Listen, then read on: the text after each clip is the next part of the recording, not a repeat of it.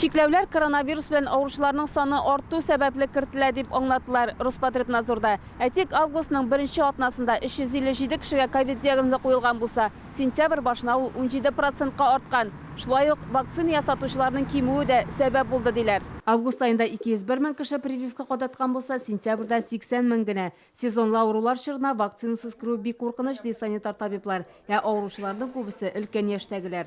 Если в августе эта доля заболевших была чуть более 20%. Әгәр август айында 65 яшьтән өлкәннәр коронавирус белән авыручыларның 20%-ын гына тәшкил итсә, сентябрь айында һәр 3нче кеше олы яшьтә. Белгәнебезчә, нәкъ менә алар вирусны авыр кичерә һәм өзлегәләр дә.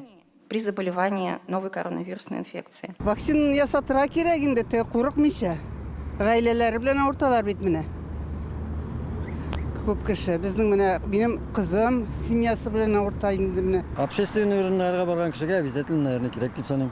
Дүшәмбедән яңа шикләүләр кертеләчәк. Ул 18 яшьтән өлкән барлык кешеләргә дә кагыла. Кафе, ресторан, спорт комплекслары һәм мәйданы 400 квадрат метрдан арткан сәүдә күңел ачу үзәкләренә QR-код яки прививка кадату турындагы сертификат белән генә кертәчәкләр.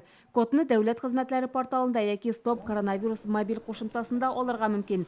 Сәламәтлеге буенча прививка кадатырга ярамаган табиб белешмәсенә ия булучылар бу урыннарга керә алмаячак дип аңлаталар Роспотребнадзорда. 65 яшьтән өлкән кешеләр изоляциядә булырга тиеш. Аларга кечкенә азык-төлек кибетләре, банк, дарухана, почта, җәмәгать транспортында йөрергә рөхсәт ителә, әмма барлык санитар таләпләр үтәлергә тиеш. QR-код – это результат успешного прохождения вакцинации. QR-код ул кеше вакцина ясаткан дигәнне аңлата һәм ул авырмаячак. Вирус юктырган очракта да җиңел кичерә дигән сүз. Прививка ясатмаучыларның авыру куркынычы зур. Шуңа күрә аларны табиб биргән белешмә булган очракта да кеше күп җыелган җиргә кертмиләр.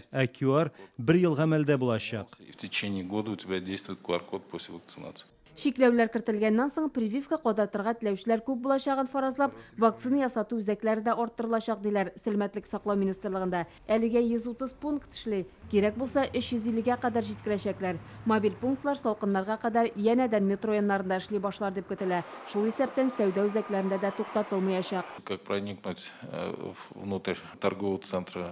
QR-код кертелсә дә бу пунктлар эшләячәк. Әгәр бирдә ясатырга теләүчеләр булса, ишек төбендәге тикшерүчеләр кертсә узалар, кире борсаларса хакимләргә барырга киңәш итәр идем. Шикләүләр Россия төбәкләре тәҗрибәсен өйрәнгәннән соң кертелә. Бу пандемияны җиңү өчен тагын бер чара ди белгечләр. Чулпан Касымова, Марат Зайдуллин, Яңа гасыр каналы.